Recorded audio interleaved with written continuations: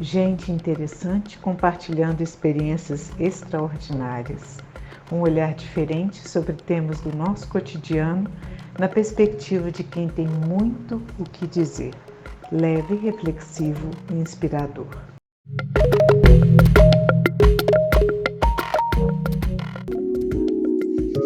Boa noite.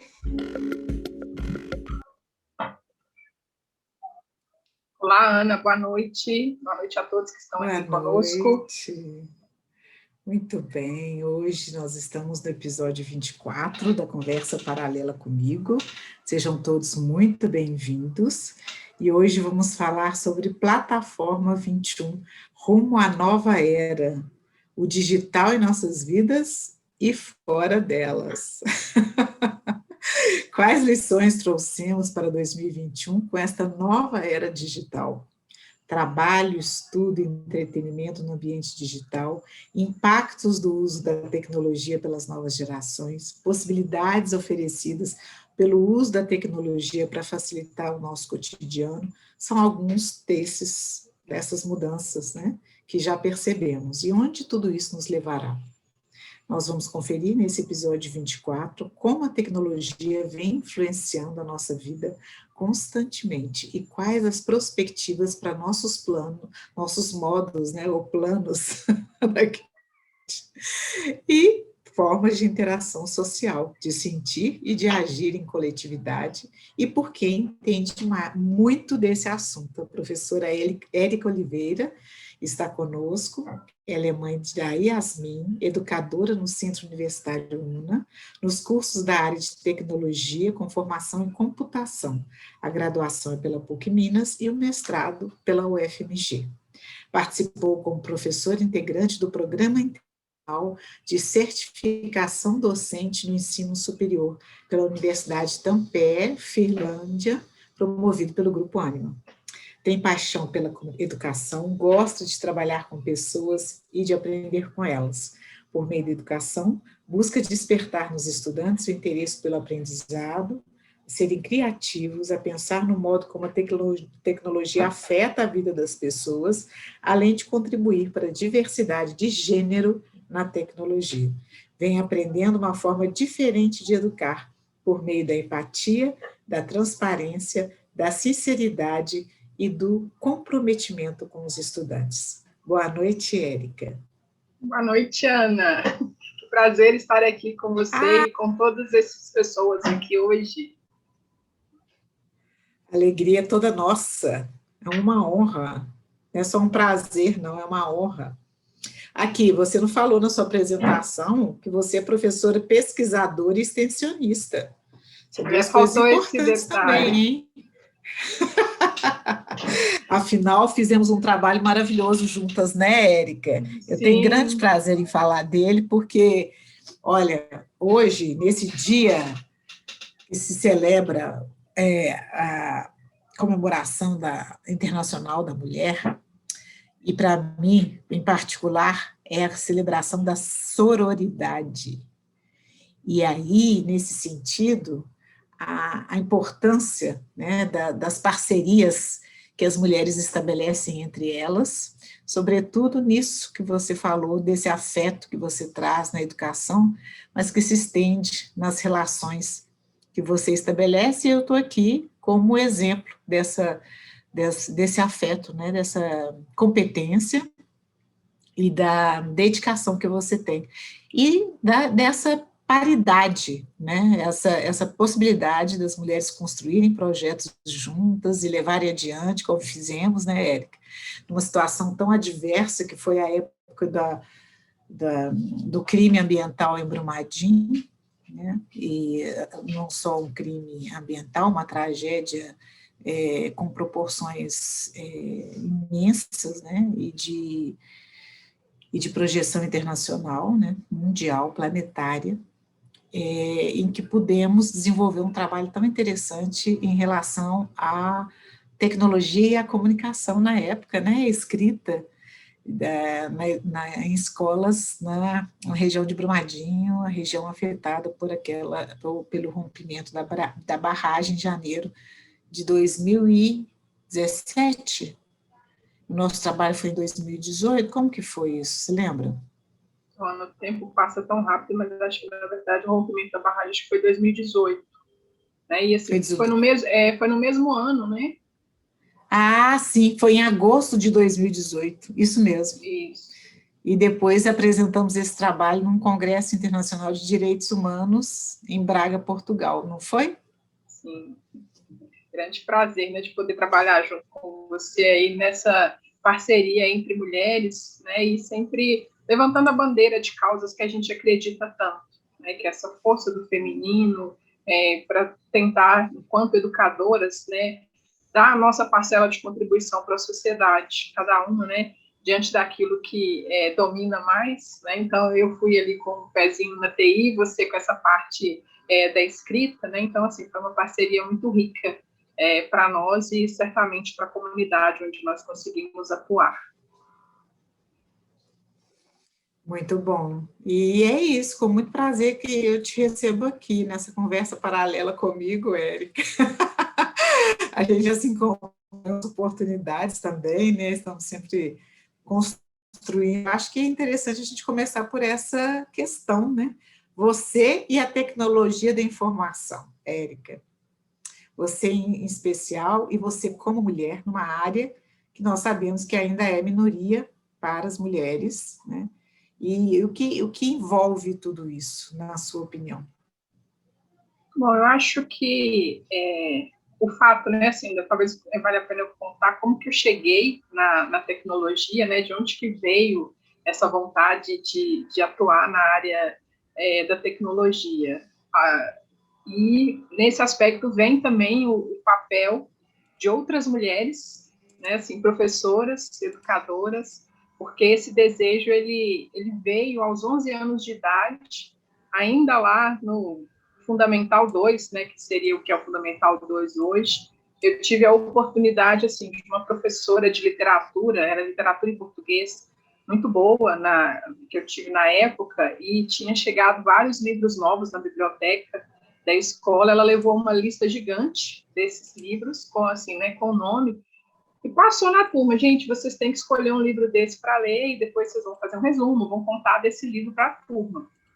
E, assim, você escolher o nome de um livro sem ver, né, assim, é algo que, assim, tem que ser um amor à primeira vista pelo nome. E eu fui passando na lista de nomes e, de repente, tinha um livro lá, até hoje eu me recordo do nome, era Um Rosto no Computador. E, assim, isso foi lá, né, assim, pegando a idade, né, mas foi lá, início, meados ali da década de 90. Então, assim, a gente não tinha tanto acesso ao computador como nós temos hoje. Eu fiquei tão encantada com aquele nome que eu falei: vou pegar esse livro para ler e vou ver o que dá. Aí depois fui à biblioteca, peguei o livro para ler e fiquei encantada.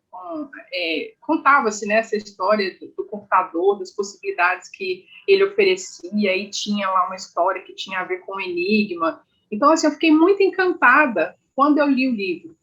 E ali, assim, né, acho que internamente já veio esse desejo: olha, eu quero conhecer mais sobre essa máquina que conta aqui nesse livro.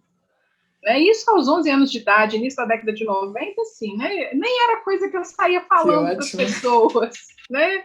Guardei aquilo para mim, e quando veio a época lá do ensino médio, né, de escolher um curso para fazer, eu não tive dúvidas: olha, eu quero fazer um curso na área da computação. Aí depois eu tive a oportunidade de fazer curso, de conhecer um pouco mais, né, e fiz essa escolha muito levando em consideração o que eu vivenciei, né, assim, essa oportunidade que os livros nos trazem, né, de viajar, de mergulhar nas histórias.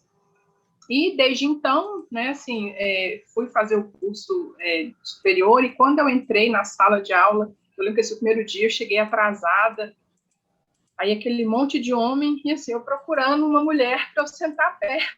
Porque você chega atrasada, primeiro dia de aula, e só vê homem na turma, e falei: meu Deus. Aí, de repente, lá no meio da sala, tinha uma moça, que eu sentei atrás dela. E nessa turma, na época que eu fiz a graduação, éramos 60 alunos, éramos 3 meninas. Né? E isso foi muito comum, e é muito comum até hoje, inclusive. Né? A gente tem mudado um pouco isso tem melhorado um pouco, mas a proporção de mulheres nos cursos de tecnologia ainda é muito baixa, né? E eu acho que muito disso se deve a questões, às vezes, até culturais, né? Porque, normalmente, quando a gente tem, né, crianças, né, se você, por exemplo, se eu perguntar para o nosso público aqui, imagina que, de repente, você foi convidado para ir ao aniversário de uma criança de 5 anos. Qual seria o presente que vocês levariam para essa criança sendo uma menina? Queria que, se por favor, vocês pudessem colocar no chat para a gente escutar vocês um pouquinho. Vamos fazer uma provocação aqui também. Posso, né, Ana? Pode ficar à vontade. Um Imaginem presente essa se fosse uma menina? Isso, uma criança de 5 anos, você foi convidada para ir nesse aniversário, que presente você daria? E se fosse um menino, que presente você também daria? Pode colocar menina e o presente na frente, menino e o presente na frente. Eu não vou falar, não, porque eu sou suspeita para falar, então vou ficar quieta aqui. A fala inicial já foi assim, bem A Patrícia indicativa, costuma, né? a Patrícia está ali comentando que costuma dar livros. Mas Patrícia também é suspeita para falar, não pode falar, não, viu, Patrícia? Você é da equipe dos saberes circulares, aí você já tem todo um perfil, Patrícia.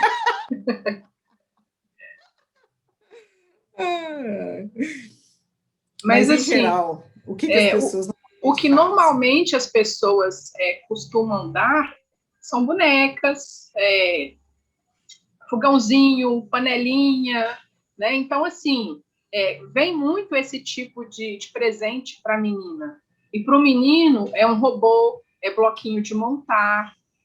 Então, de certa forma, mesmo que às vezes a gente não pense nisso quando a gente vai comprar esse brinquedo, mas é como se eu estivesse estimulando a menina a essas ações relacionadas ao cuidar. E ao menino, a essas ações que desenvolvem mais essa questão do pensar, do raciocínio lógico. Né? Então, é algo que normalmente a gente faz sem refletir muito a respeito disso. Né? E quando a gente vai crescendo, é como se as meninas, né, de modo geral, olha, eu posso trabalhar, ou assim, eu vou escolher mais cursos da área de humanas, da área da saúde.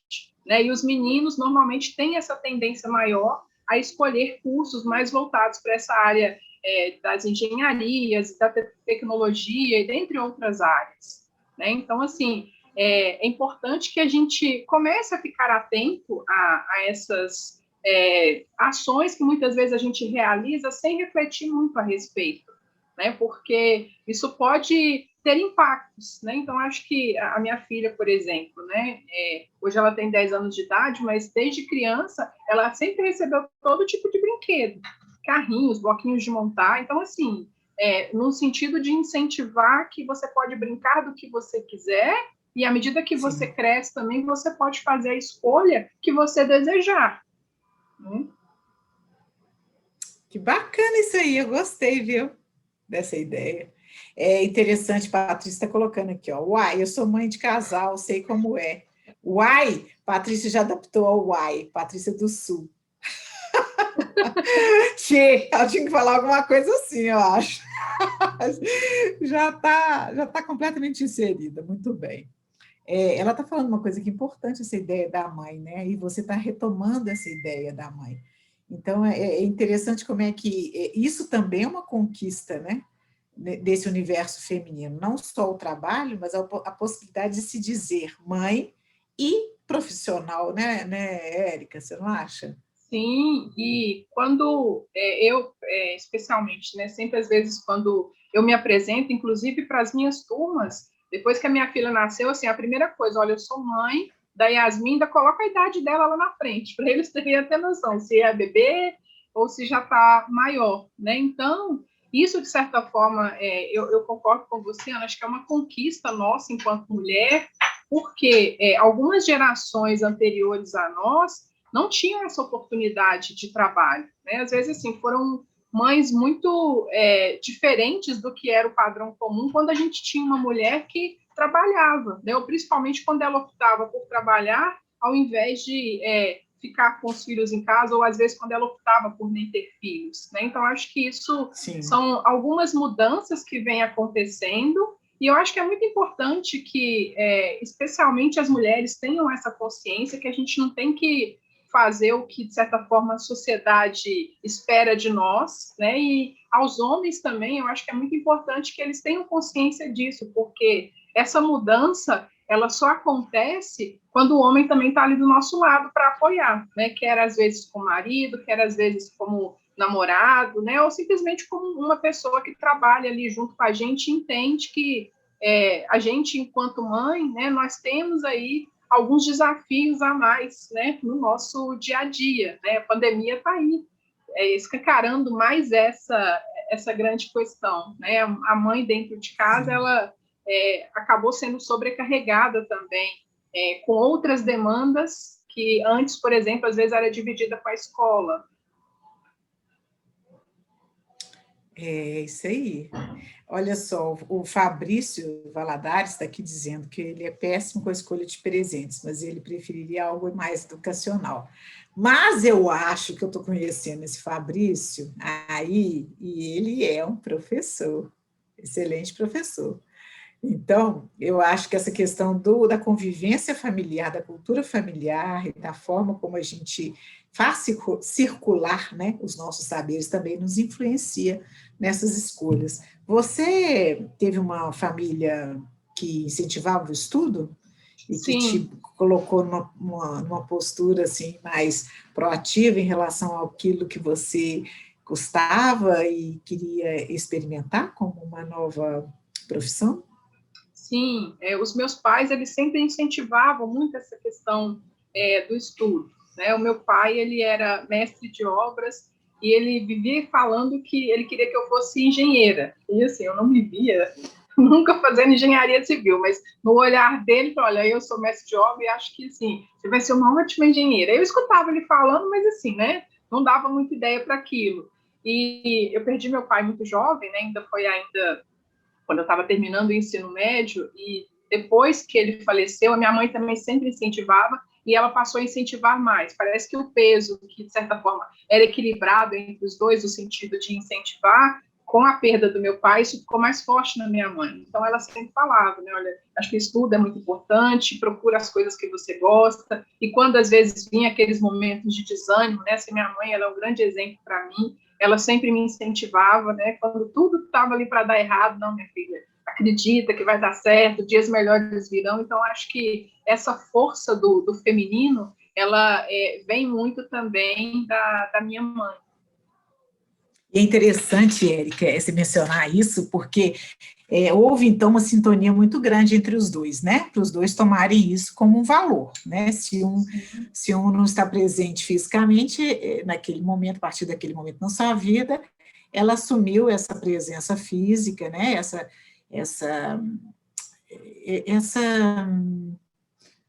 Esse eixo ou essa continuidade que foi definida lá no início, né? Pelos seus pais.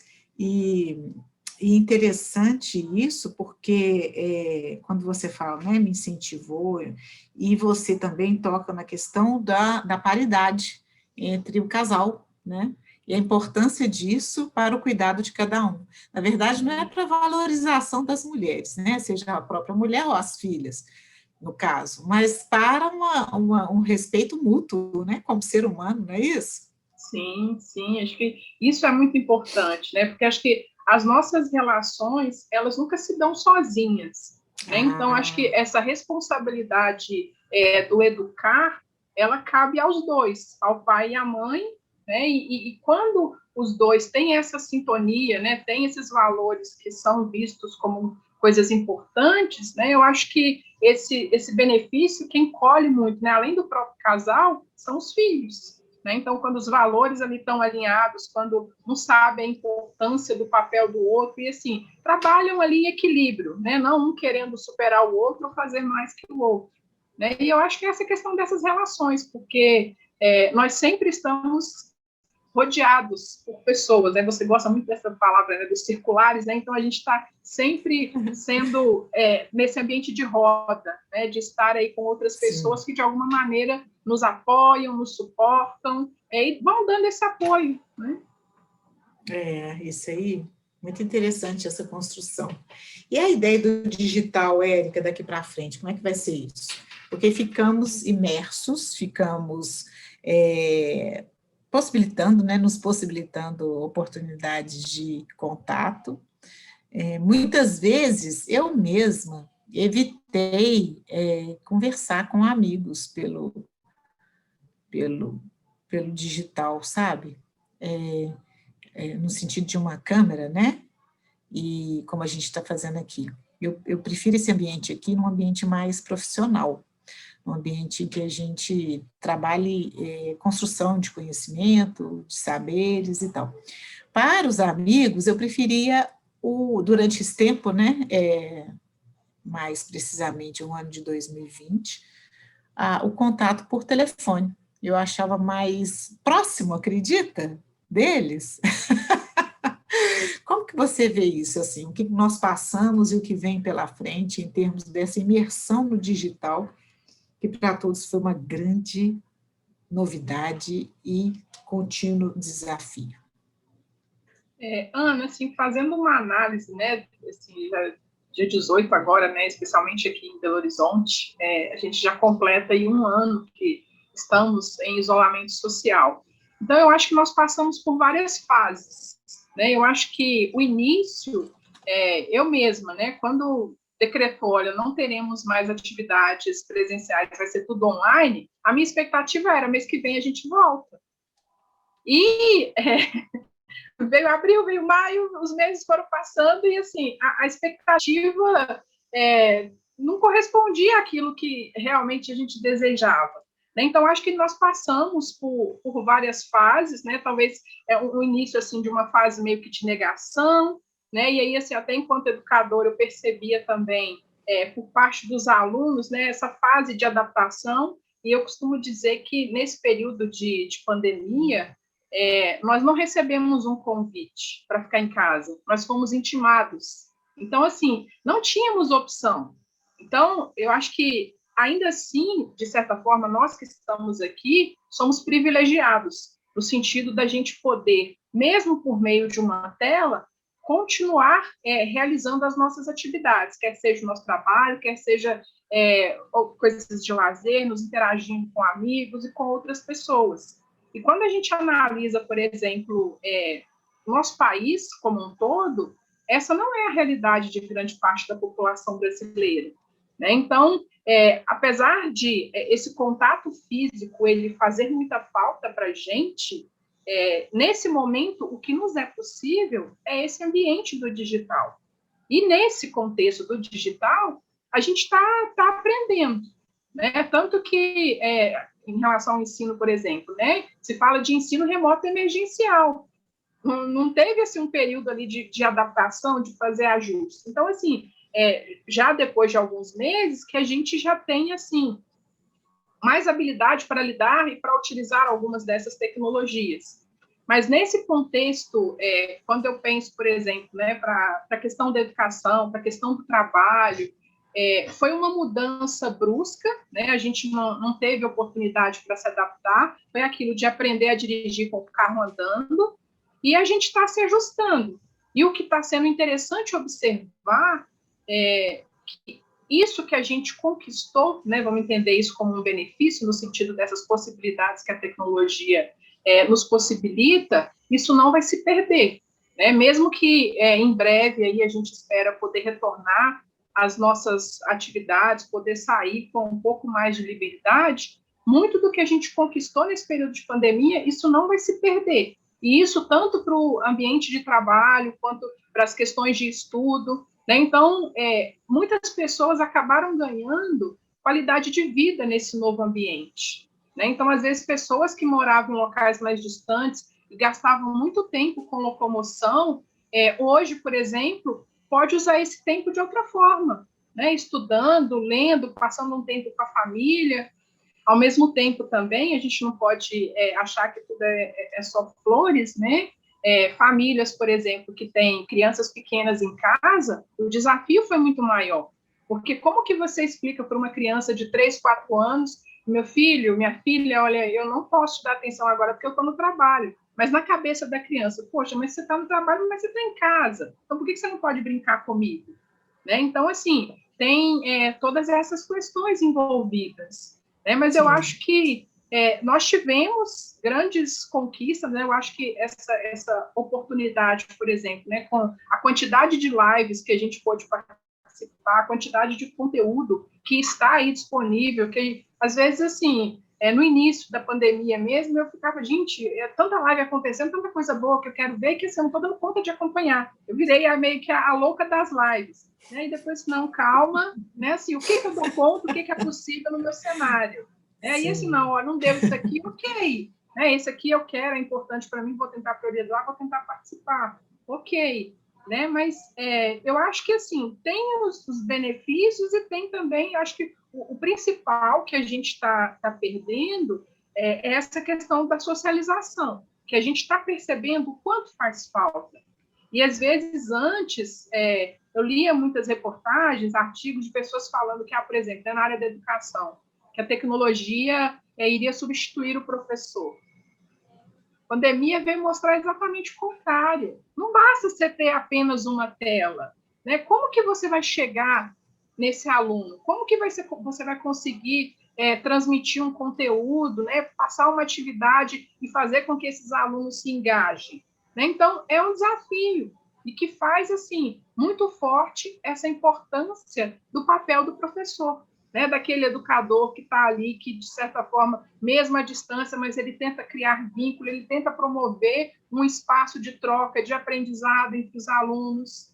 Então, assim, a gente tem os pontos altos e tem os pontos baixos. Né? E quando você fala dessa questão de futuro, eu diria que, assim, né, não sei se uma preocupação, assim, mas uma atenção que eu acho que nós precisamos ter em relação, por exemplo, quando eu estou no ambiente online, né, nas redes sociais, por exemplo, você faz algum comentário e é algo que eu não gosto, eu deixo de seguir você e pronto. Você não aparece mais na minha timeline.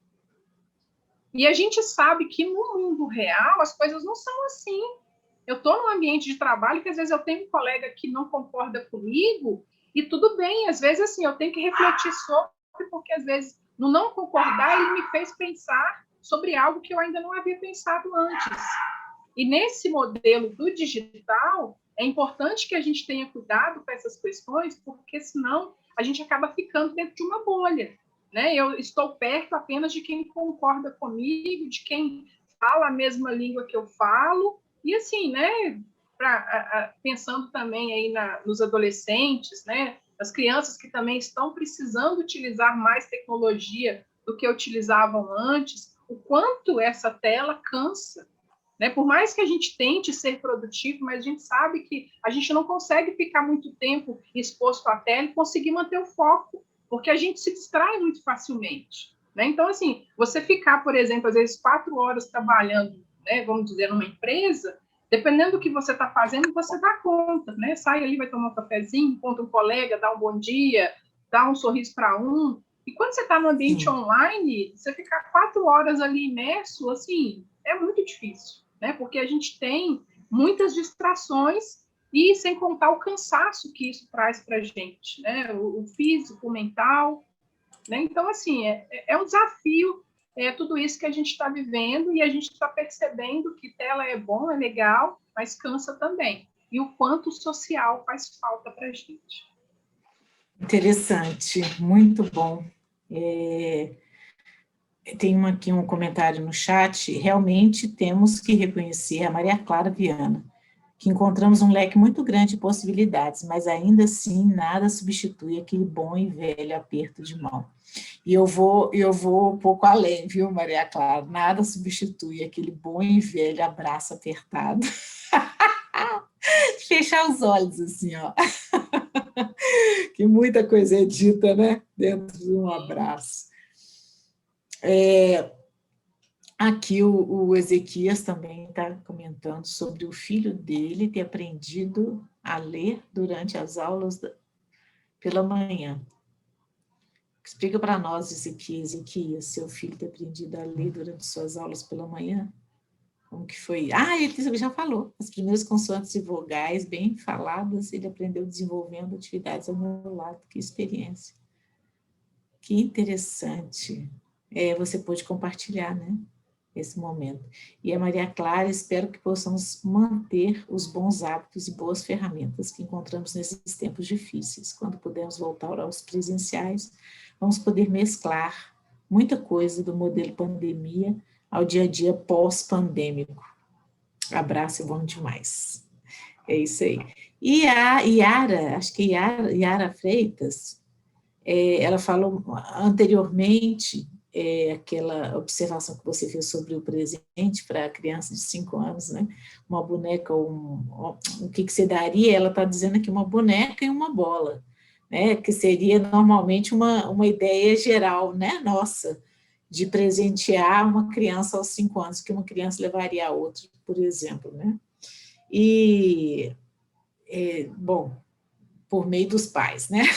Na verdade, a gente ficaria uma incógnita saber isso, assim, na realidade, o que é uma criança mais, nessa idade, uma idade mais recente, né? Mais nova, realmente, nos tempos de hoje, pensaria em relação ao presente. É muito interessante isso. Ao mesmo tempo, ela diz que o trabalho é um colégio onde toda a parte do TI e das tecnologias é coordenada por mulheres. Bacana isso, porque normalmente, né, o cenário que nós temos na área de tecnologia é da maioria masculina, né? E no caso aí ela está dizendo de uma maioria feminina e ainda em área de gestão, né? Que se está na coordenação, então ali já está como gestora. Então, que privilégio poder trabalhar num espaço como esse, muito bom. Uma das coisas que eu observo no que você falou e que me intrigam também é essa questão de uma grande diferença entre 3 gerações, né? Eu vou tomar como exemplo a minha, em relação à minha mãe e em relação às minhas filhas. Então, uma de 20 e outra de 24. A de 24 já nasceu, em 1996, ela já nasceu na época da entrada da internet no Brasil, né? Essa década de 90 e no final da década de 90. Então, esse acesso já foi mais próximo. E um pouco da minha preocupação é ver essa diferença do contato com o não digital, né? Então, o contato com o digital, ele, dependendo do acesso, ele é mais comum. Mas e o com o não digital? Então, quando eu falei no início do nosso encontro sobre a era do digital, né, a gente deu o nome de plataforma 21, né, essas perspectivas e essa prospectiva do digital em nossas vidas e fora delas. E quando não há o digital, como que isso acontece, né, de uma maneira mais plena, no sentido até de uma opção que você teve, Érica, na criação da sua filha, como mãe Waldorf, né? E uma vez eu li um artigo muito interessante falando sobre grandes executivos da comunicação, dos sistemas de comunicação mundiais, né? Grandes executivos, né? Que estão à frente de grandes empresas de comunicação, telefonia, etc., e que optam pela pedagogia Waldorf para seus filhos, que não têm digital. Até qual idade, Érica? Eles não têm Assim, contato com o digital. Até o ensino médio, assim, na escola mesmo não tem. Passou a ter agora nesse novo contexto, né? Mas normalmente, assim, as escolas Waldorf prezam muito por essa questão da arte, da literatura, dessa coisa do aprender fazendo, né? Então, assim, computador não existe, né, nessas escolas, né? E quando você fala dessa reportagem, é uma reportagem que, assim, né, quando ela foi divulgada causou muito alvoroço, porque é algo totalmente inesperado, né, no sentido assim, de você pensar em pessoas que atuam na área da tecnologia e que evitam a exposição dos filhos a essa utilização. Né? Mas quando você entende, né, o digital ele é bom, ele facilita, ele favorece muito do nosso dia a dia. Mas para a gente se desenvolver enquanto ser humano, né, enquanto um ser social, a gente precisa de se relacionar com o outro. E essa relação com o outro, por mais que ela possa se dar aqui nesse meio digital, é no contato físico, é no olho, é que ela realmente você vai aprendendo. Né? Então, outro dia eu escutei, por exemplo, né, de um pai comentando que o filho tinha ido para a escola, criança ali de 4 anos de idade, e aí o filho chegou em casa bravo porque tinha uma coleguinha que tinha empurrado ele numa hora lá que eles estavam meio que tipo, apostando uma corrida para chegar num lugar. Aí o pai falava, olha, isso é o tipo de oportunidade que o digital não vai favorecer para o meu filho. De entender que, assim, olha, em alguns momentos na vida vai ter alguém te empurrando para o lado e, assim, você vai ter que aprender a lidar com isso. Né? E quando a gente pensa, né, eu, enquanto mãe Waldorf, né, a minha filha estuda e estuda, né, em escola Waldorf desde a época da educação infantil, uma coisa que eu sempre valorizei muito era essa coisa, assim, de que ela pudesse brincar com a terra, para que ela pudesse aprender coisas que, às vezes, assim, nós morando dentro de um apartamento pequeno, ela não teria essa oportunidade. Né? Então, o estar nesse tipo de escola favorece essa questão da socialização e com atividades que fazem parte do nosso cotidiano. Às vezes a gente quer oferecer para a criança um monte de possibilidades. Não, eu quero que meu filho aprenda inglês, alemão. Coloca a criança num monte de atividades e se orgulha de falar, não, meu filho está com a semana lotada de atividades, mas é assim, se você pergunta, tá, mas em que momento que ele brinca? Então, quando a gente também tira isso da criança, a gente vai ter problema quando ele for um adulto. Porque no momento em que ele precisava explorar ali vários elementos, isso foi tirado dessa criança. Né? Então, acho que esse contato com a terra, né, isso do aprender fazendo. Então, assim, agora, por exemplo, né, na verdade, o ano passado, ainda no período da pandemia, minha filha estava estudando frações. E fração é um assunto que, normalmente, assim, eu lembro que na minha época de escola, eu tinha dificuldade para aprender fração. E aí, assim, a professora passava atividades do tipo, olha, sua mãe vai fazer um bolo e ali a gente vai trabalhar, né? O que é metade, o que é um quarto, o que é um terço. Então, toda essa aprendizagem, ela vinha por meio desse aprender fazendo.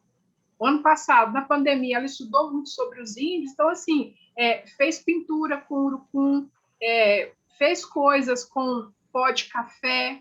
Então, por mais que assim, o meio que estava sendo utilizado era esse meio eletrônico, mas o que era feito era desse fazer, do poder realmente pegar ali, vamos amassar um pão, tem um pão que eu vou fazer e depois ele vai crescer e eu vou dividir, então eu tenho inteiro, eu vou tendo as partes.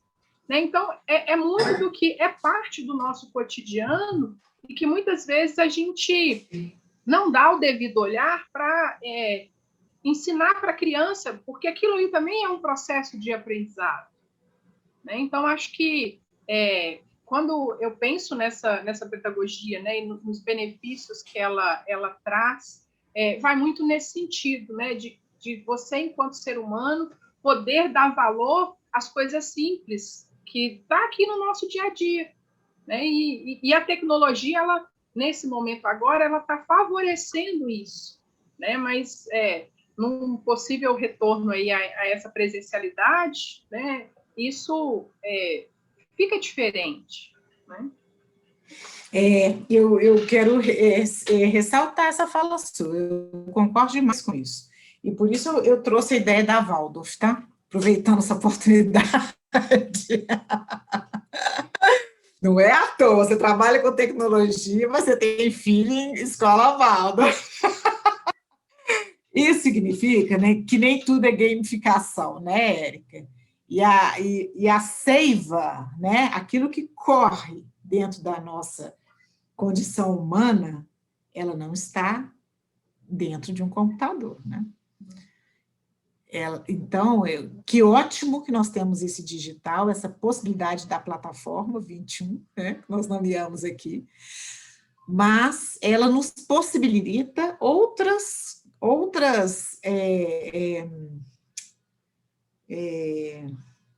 encontros. Isso significa que se hoje nós estamos ainda no processo de confinamento, né, hoje eu estava ouvindo, dia 8 de março foi decretado há um ano, né, que o primeiro caso de Covid em Belo Horizonte.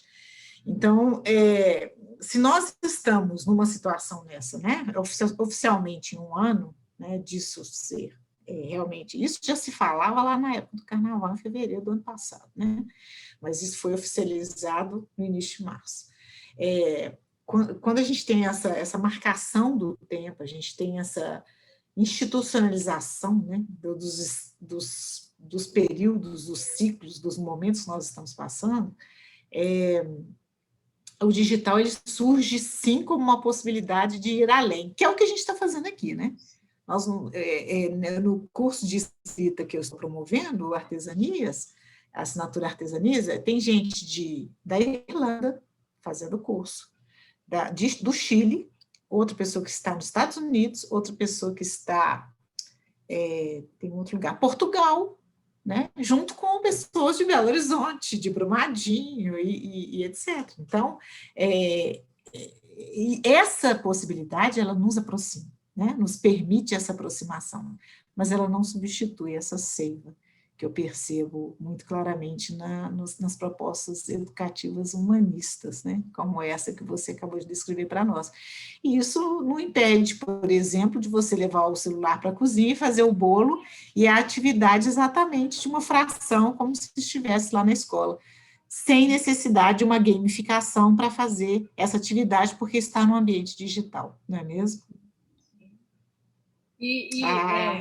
Tem um outro ponto que eu acho que é interessante também, Ana, assim, né?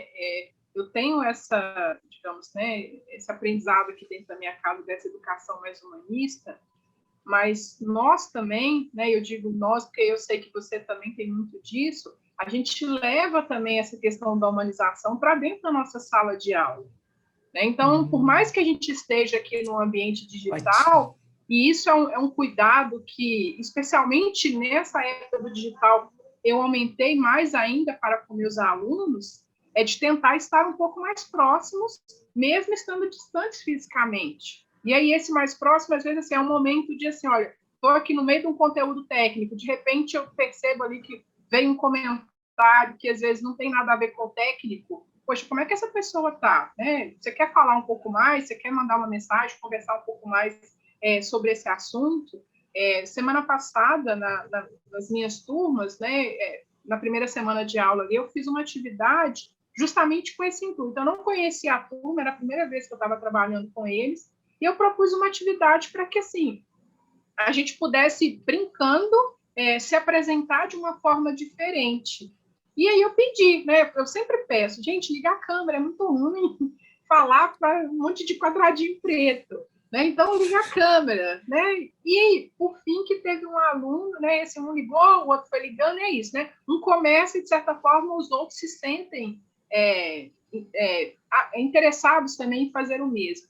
E aí eu achei muito interessante que aí teve um aluno que ele falou, professora, você é a primeira pessoa, né, educadora, nesse período de pandemia, que me fez ter vontade de ligar a câmera. E aquilo, assim, e por que ele falou isso? Eu não estava falando de conteúdo técnico. Foi exatamente um primeiro momento da aula em que nós estávamos nos apresentando. E aí eu ainda propus uma apresentação um pouco diferente, né, dessa, tipo, sabe que eu fiz curso disso, trabalho em tal lugar, que a gente não quer isso. Não estou interessada aqui como profissional de ninguém nesse momento. Né? Eu quero saber de você, curiosidade sobre a sua vida. Lembrei, Ana, né? Curiosidade sobre o seu nome. Descobrir cada coisa, cada história sobre o nome. Que ótimo. E trazendo um pouco disso, né? Dessa questão da história do nome de cada um, de curiosidades que eles queriam compartilhar com a turma, de sonhos. Então, foi algo totalmente diferente do convencional. E foi tão bom, e eu pude perceber como assim uma atividade simples permitiu que a gente pudesse estar um pouco mais próximos. Né? Então, acho que Muito essa bom. questão da humanização na educação, independente do contexto, se ele é digital, se ele é presencial, ele precisa acontecer, porque eu acho que essa troca, ela, do ponto de vista de ensino e aprendizado, ela primeiro tem que vir no coração. Quando você toca no coração, o conteúdo ele chega na cabeça. Mas se você vai só no técnico e não chega no coração, nem vai lembrar depois que você foi professora, que você trabalhou junto com aquela turma ou coisa do tipo. Né? Então, era isso que eu queria compartilhar também. Ah, que bacana, eu fiquei feliz da questão do aprendendo. Nome. E falando em nome, a Iata está dizendo aqui que é esse nome mesmo que ela digitou ali, eu fiquei sem saber se era Iara, Iata, eu nunca tinha ouvido esse nome, e ela me falou, é Iata mesmo, Iata Anderson, do Colégio dos Jesuítas, Juiz de Fora, muito bom. Os nomes, né? Os nomes são suas poesias. Eu acho lindíssimo isso. Suas histórias, seus percursos, seu legado, né? E suas poesias. Obrigada, Iata. Seja bem-vinda sempre. E a Ana Carolina pediu que você falasse um pouco sobre a importância da educação midiática, já que estamos cada vez mais expostos em ambiente digital. E aí, Érica, nós vamos finalizar com essa solicitação da Ana Carolina, para que você fale um pouquinho mais sobre essa educação midiática, né? Agora a gente está juntando as duas coisas, né? A educação digital, né? Por que não? Muito importante essa questão que ela está trazendo. E uma projeção para daqui para frente, na sua opinião, dentro da sua área de atuação. Na visão da sua área de atuação, né? Quer dizer, daqui para frente, de acordo com o entendimento de tecnologias de informação, o que você acha que vai ser da gente? O futurismo, né? Vamos lá. Primeiro, respondendo a essa pergunta, Ana, muito obrigada aí pela sua pergunta. Em relação à educação midiática, eu acho que isso ainda é algo que a gente ainda precisa aprender. No sentido de utilizamos muito redes sociais, mas a gente precisa entender que existe uma diferença entre o mundo real e o mundo virtual. Né? Eu converso muito sobre isso com a minha filha, e aí até trago um exemplo que eu acho que é interessante, que assim, na minha época de adolescente, eu tinha um diário, né, que eu anotava coisas que assim eram para mim. Eu não ia ficar espalhando meu diário para todo mundo ter acesso. E hoje eu percebo que tem muitas pessoas que utilizam, especialmente redes sociais, para compartilhar de tudo. Né? Assim, tem pessoas que, às vezes, assim, compartilha desde o momento que ela tomou café da manhã, levantou, até o momento que ela vai dormir, compartilha de tudo. Então, assim, será que as pessoas que convivem conosco, elas querem realmente saber de tudo que a gente faz ao longo do nosso dia a dia? Né? Então, eu acho que, às vezes, falta um pouco de... não sei se a palavra ideal seria o bom senso, mas, às vezes, eu percebo que falta, às vezes, as pessoas terem essa noção.